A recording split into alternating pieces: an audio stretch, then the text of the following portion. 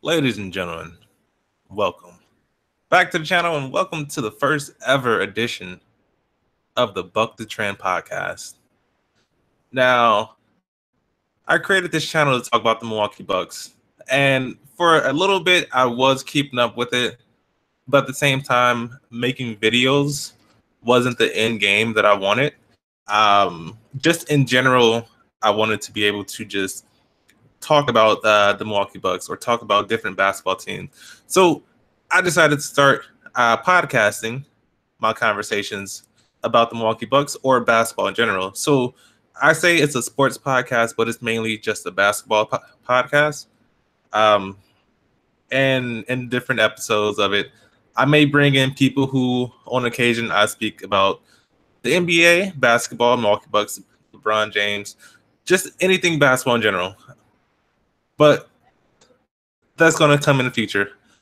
As for now, the first topic at hand is going to be the Milwaukee Bucks. Now, it's been a while. It's been since, the beginning of the season, probably. No.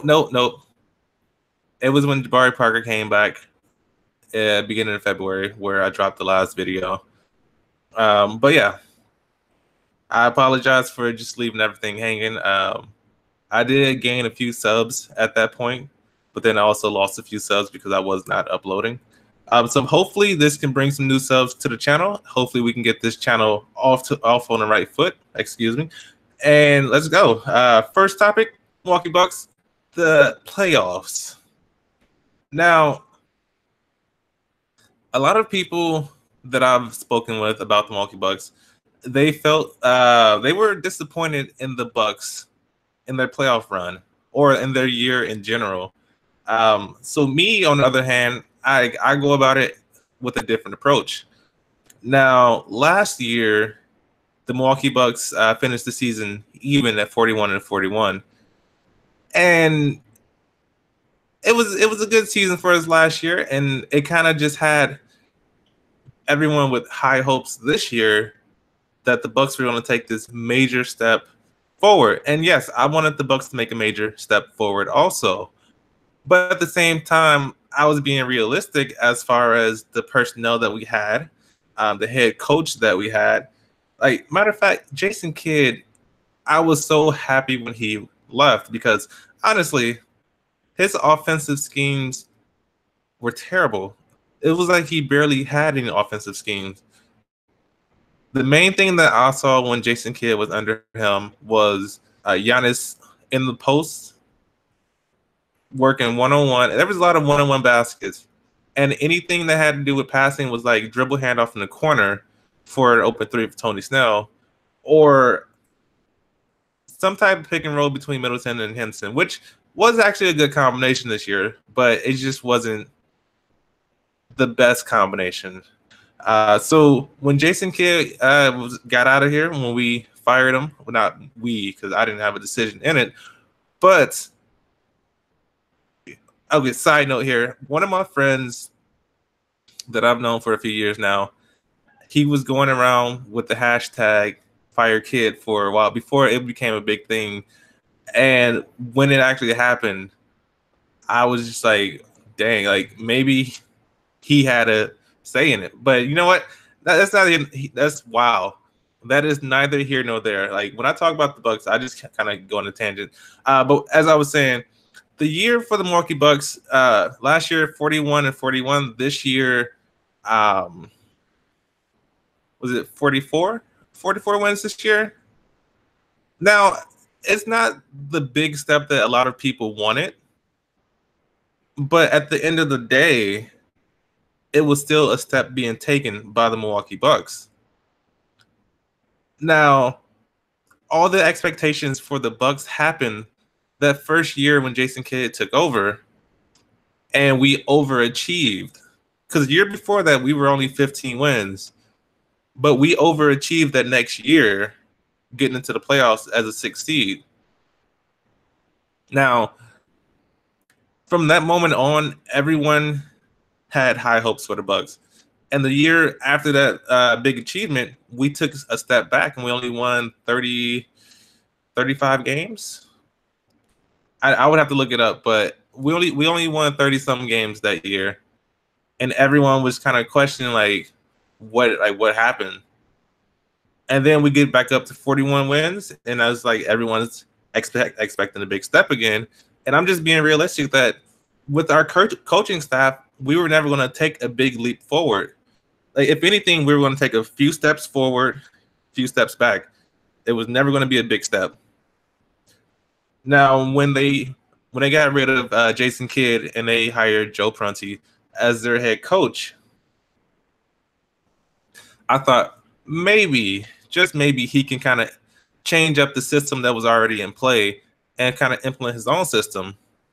And at the beginning of his little tenure here, he actually did well a little bit with his coaching scheme. But injuries kind of brought things down back to reality. He finished with above 500 record, but it was only a few games above. But it was obvious that management wasn't going to go forward with him in the future. Now, me personally, if he would have had a full offseason to work with the Bucks and implement his own things for next year, I think it could have been a better system than Jason Kidd's. But I mean, I'm happy with our choice. We went out and signed what is his name? Mike Budenholzer. That's his name. We went and signed Mike Budenholzer to a 4-year contract, and I feel like his credentials kind of have people in a good mood now. But I just feel like with his signing, people are going to expect a huge step. Now, remember, when he took over Atlanta, that first year he was there, they did not make the playoffs. It wasn't until the year after where they got 60 wins, number 1 seed in the East, and made it to the Eastern Conference Finals before getting swept by LeBron in Miami. So this next year, I'm not going to have this big expectation for the Milwaukee Bucks like a lot of people might have. Like, this next year, it's mainly going to be just getting to know the personnel and kind of setting them up to achieve, to further achieve, or not achieve, to reach their potential in the long run. I feel like we're bringing back the same core, so that's a good start. Jabari Parker's still on the table, but we're bringing back Giannis, Middleton. Bledsoe's here for another year.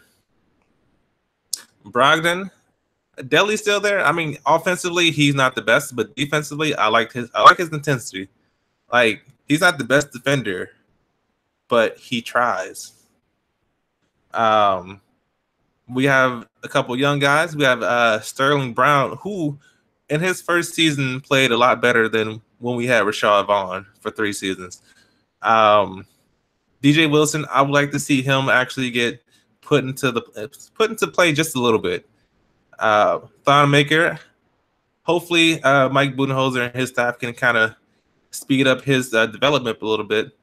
But when Mike Budenholzer was in Atlanta, he made a lot of bad guys look decent. And so that's the only thing we can really hope for with our role players here and their development. But I feel like we can do something special within the next few years, just not next year. And then moving on from the Milwaukee Bucks. No, I lied. We're not going to move on yet. I just want to talk about this offseason with the draft approaching. One of our biggest deficiencies on our team was rebounding at the center position. Now, I understand that John Henson is 6'11" with a long wingspan, but he's not good. Like, defensively, he has some good timing sometimes with his blocks, but as a center, he is not good. He gets pushed out the paint too often. He can't use his right hand, even though he's right-handed. He's too predictable, and he's too slim. Like, he gets bullied down there too many times. Thon Maker, too small. Thon Maker cannot catch the ball. Thon Maker cannot rebound the ball. Like, Thon Maker. Okay, the Bucks have this weird thing that they do where they draft a power forward, someone who's played the power forward position and excelled in that position, and turning them into a center in the NBA. Now, some people don't have the body for that, which is why they played the power forward position in college.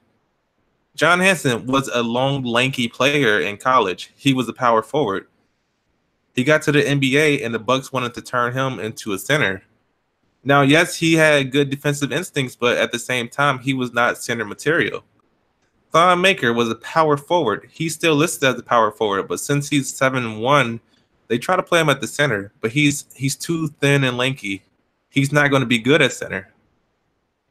Tyler Zeller, who we brought in midseason after John Henson got injured for a little bit, and his career average in rebounding was 5 a game. The Bucks need rebounding. We need a center. But I look online and I see all these mock drafts, and the mock drafts have us going after a guard. I think the only mock draft that I saw having us go after a center was Bleacher Report. So I feel like as someone who sits down and watches the Bucks night in and night out, was able to see that our centers were trash. Giannis averaged 10 rebounds. That's more than our centers. And that's terrible. Now, hypothetically speaking, if we were going to go the route of getting a point guard, or not even a point guard, just a guard in general, names that I would like the Bucks to actually look at. One is Dante DiVincenzo, the guy from Villanova, the most outstanding player in the finals, in the championship game. He's someone who I think the Bucks can look at and be like, he should be high on the list. Because I feel like with Giannis, any offense is probably going to be like surrounding him as the primary ball handler. So if we look at it that way objectively, that Giannis is going to be the primary ball handler, then we should surround him with a shooter. We don't need another ball dominant point guard. Like Eric Bledsoe, I had high hopes for him. But the playoff run, he was terrible. The offseason, he's too ball dominant. Like he would get off a little bit, but then he would be terrible. Like if we had a point guard who was actually capable of hitting threes, hitting the knockdown threes, like Bledsoe, he can get on. He can get hot sometimes. But he doesn't have a three-point shot that's respectable enough where you have to pay attention to him all 48 minutes of a game. Now, someone like Dante DiVincenzo, I'm trying not to butcher his name. He's a shooter. Like he can shoot the ball. I mean, he didn't average too many points in college. I think he only averaged around 13 points this season alone. But he shot 40% on 3-pointers. Field goal percentage is at 48%. Like he's an efficient player. He can knock down a three. Plus, he's just not only a 3-point shooter. He can actually dribble the ball. If he comes off the bench, he can come in as the playmaker off the bench. That's what he did in college. He came off the bench as a playmaker. And look what he did. Like, he went to the draft combine and blew everyone away. He's more athletic than what was led on as he was in college. He's a better decision maker than what he showed in the game. And I honestly, in my opinion, I feel like defensively, he would be better than Eric Bledsoe. Now, another guard that has been popping up for the Bucks to draft has been a guard out of Miami, Lonnie Walker. I think he's like the fourth. Uh, he's not as efficient as Dante DiVincenzo, but at the same time, I feel like he's more athletic. He could be a better defender, but I feel like he's someone who can be on the list. Someone who hasn't gotten talked about too much in this draft, who I feel like if the Bucks were going to go after a point guard or a guard in general, Trayvon Duval. Now, I know the knock against him is that he can't hit the 3-point shot. And okay, or he can't shoot in general. That's fine. Players can work on their shooting. If you look at this kid play, he has the ability to break down a defense with his dribbles and get to the basket. He averaged 5.6 assists. And that's it, and that shows that he can improve. This was only his first year in college. Now, if he did decide to go to college, I feel like it wouldn't benefit him as much because there's a lot of more players that are going to be better than him coming out next year. Unless he can go back to college, improve his 3-point shooting, improve his free throw shooting, which was only at a 59.6%. Then he's not going to go any higher than what he's going to go this year. But I think given the right team and playing under someone for the first year or two, he can be a really good point guard in this league. So that's going to be it for the Milwaukee Bucks section of this podcast. Now, I know I kind of went on tangents a little bit, but it's just how I do with the Bucks. There's so much to talk about with the Milwaukee Bucks, and so much that I feel, in my opinion, because this is mainly my opinion on everything, Milwaukee Bucks right now, that like they can be so much better than what they are, but at the same time, if you look at it, they can be so much worse than what they are. But yeah, we're gonna move on to the topic that's been on every news show since Monday night. And that's the NBA Finals, where it will be LeBron James and the Cleveland Cavaliers versus the Golden State Warriors and whoever you want to name over there. There's Kevin Durant, Steph Curry, Klay Thompson, Draymond Green. But on Cleveland, you can really only name LeBron because he's the main one that's been carrying them to the championship this year. Now, I have a friend who's jokingly boycotting the finals because it's the Warriors and the Cavaliers yet again. But I talked to him today. I said, you're tired of seeing the same teams in the finals. But if LeBron didn't make the finals this year, you're probably going to see Golden State for the next 2 or 3 years. Are you going to boycott the finals then? You're going to be seeing the same team in there because Golden State, they're stacked up to keep going to the finals for the foreseeable future right now. They have the talent to do it. Unless someone teams up in the West to dethrone them, right now, I just see the Warriors getting to the finals for the next few years. Now,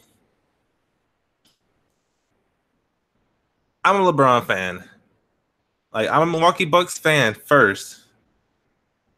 Actually, reverse that. I'm a LeBron fan first because I started watching LeBron when he first came to the league and then started watching basketball in total after that. And so I'm a LeBron fan. Wherever he goes, I'm cheering for that team. But whenever they play, whatever team he's on, whenever they play the Milwaukee Bucks, I'm cheering for Milwaukee to win. But the Cavaliers, I would give them a 20% chance of winning. And some people might think that's a little too high. But I feel like if all things fall into place, Cleveland can walk out and get in 6 or 7 over the Warriors.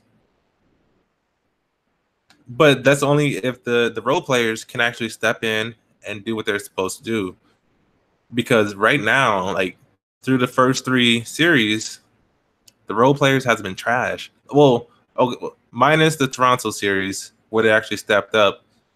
They got into the Eastern Conference Finals and reverted back to trash. I mean, they would. LeBron didn't score all the points, obviously, but for no one to average over 15 points, trash. Kevin Love, he's supposed to be the second best player on the team right now, and he's playing just as bad as the other players right now. And it's not like he's not getting his opportunities. At the beginning of games, they try to get him established first. Before LeBron even goes off to do anything, they try to get him established first, give him the ball in the post, let him work, but he doesn't do anything with it. LeBron has been crazy this offseason or these playoff runs. I think he's averaging 34 points a game. And that is ridiculous, seeing that everyone has been counting him. Everyone I talked to at work has counted LeBron and Cleveland out. In the first round against Indiana, they counted LeBron out. Then before the second round started, they thought Cleveland was going to get bounced in 5. Then Boston started, and they went down 0-2 to Boston, and people were saying Cleveland is done. Like, they're not going to get past Boston. But LeBron was able to kind of will them through Boston and get them to the finals. Now, LeBron, he's in his 15th season, and he's playing better than ever. But without the role players, LeBron is not going to get past this Golden State Warriors team. Like, George Hill, he can be a good matchup for Steph Curry on the defensive end, but he still will need help. J.R. Smith, he can be a good matchup on the defensive end for Klay Thompson, but he's going to need a lot of help. LeBron is probably going to be on. That's tough. It would depend on if. So Kevin Love is going to be out for game 1. I just saw. So Jeff Green will probably be in at the 3, and he will be up on Kevin Durant, and LeBron will be on Draymond Green. Now, if Cleveland can start hitting their shots early, and I don't mean LeBron, I mean the other Cavaliers, if they can hit their shots early, LeBron can actually coast a little bit more. And when I say coast, I don't mean like take plays off. I mean like not exert so much energy like he was in the other rounds. Like when you look at the Toronto series, when the role players were actually playing well, LeBron was able to not have to exert himself that much. But yeah, I feel like it's gonna be it could be a quick series. Because I don't think LeBron is gonna get swept. But then it can also be a series up to 7. I feel like if Cleveland win, it's gonna be in 6 or 7. I don't think Cleveland can walk into Golden State and sweep them. And I don't think Golden State can walk into Cleveland and sweep them. Like, I feel like Cleveland's gonna get 1 win, or they're gonna win the series. But yeah, that's gonna be it for this episode of Buck the Trend Podcast. This episode was primarily on a whim. I just wanted to get the first one out the way, just so I can like get a feel for talking in front of the mic where there's no one else around me. But technically, I'm talking to you who's listening. So thank you for listening. This will be going up on the YouTube channel until I get things situated. I do want to put it up onto like SoundCloud or somewhere else where I can get like a podcast like up on the internet. But for now, it's going to be on the YouTube channel, and hopefully you guys enjoyed it. If you have any questions that you want my opinion on, like I don't really have answers to anything, but if you want my thoughts on a question, put it down in the comments. Like I can give my thoughts on something, I'll give my opinion on something. Like I watch a lot of basketball and I have different takes than a lot of people on certain things. So yeah, I'm gonna call this one an episode here. I don't think it's that long, but I think it's a good start for the first episode. I just want to thank you guys for listening, and until next time, I'm out. Bye.